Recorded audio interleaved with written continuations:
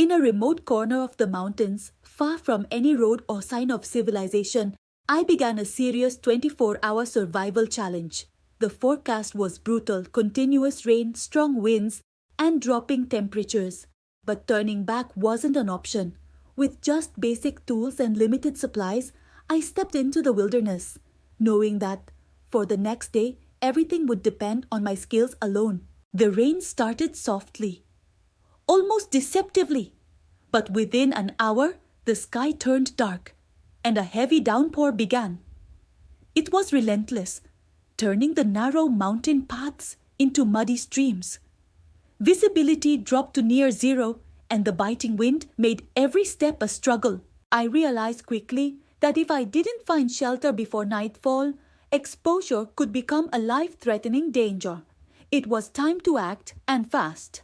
I began scouting the area, looking for the perfect spot. My search wasn't random. I was observing everything: the wind direction, the slope of the land, and the natural flow of the rainwater. After a short search, I found it: a solid rock wall that could serve as a natural barrier against the wind and rain. This would be the backbone of my shelter, the foundation for my survival. Rain was soaking through every layer of my clothes, but there was no time to think about being cold.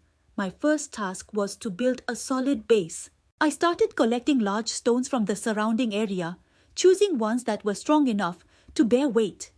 Each stone was heavy and slippery from the rain, making the work incredibly difficult. But one by one, I carried them to the site, carefully placing them together to form a sturdy foundation. Next, I needed to build the frame. I gathered fallen branches and logs scattered across the forest floor.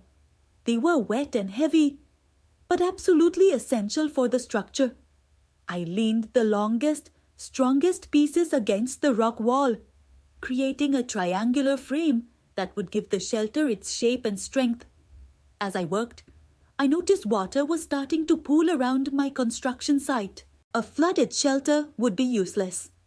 To prevent this, I quickly dug small drainage channels into the soil with my hands and a stick, guiding the accumulating rainwater away from the foundation. This simple step was critical. Without proper drainage, the entire structure could be compromised during the night. The hours dragged on. My hands were completely numb from the cold, and my muscles screamed with exhaustion, but stopping was simply not an option. By late afternoon, the basic shape of my shelter was finally visible. It was small, low, and simple, not built for comfort but purely for survival. I began covering the wooden frame with layers of leaves, mud, and grass. This thick, natural insulation would help block the wind and, most importantly, reduce heat loss from my body.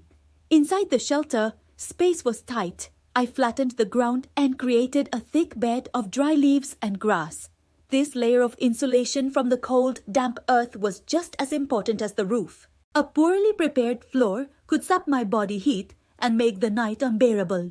Every small detail was a matter of survival.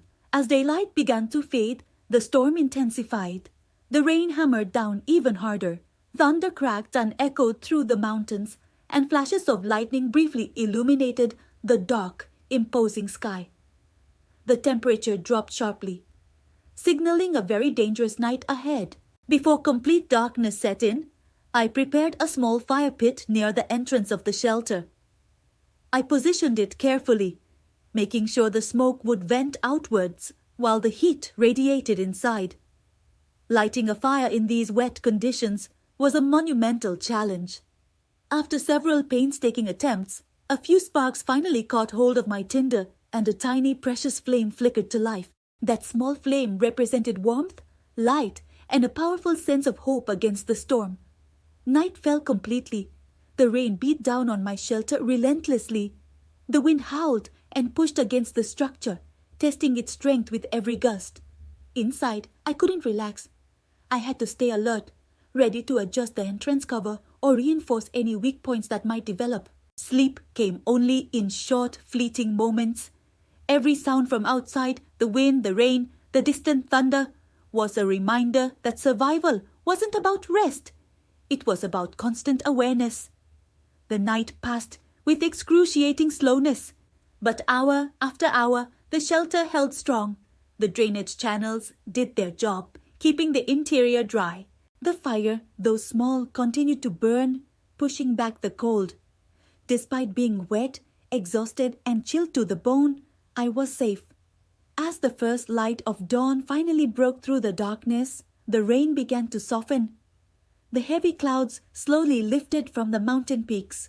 The storm had passed. After nearly 24 hours of complete isolation in a relentless downpour, I crawled out of my shelter. The ground was saturated and the air was crisp and cold, but the mountain stood calm and silent once more. My shelter was still standing. It was more than just a structure of stone, wood, and mud.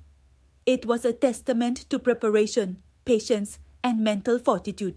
In a world so full of comfort and technology, this raw experience is a powerful reminder of a simple truth. When human knowledge meets unwavering determination, even the most extreme conditions can be overcome. If you enjoy real survival stories like this, don't forget to subscribe to the channel for more adventures. Thanks for watching.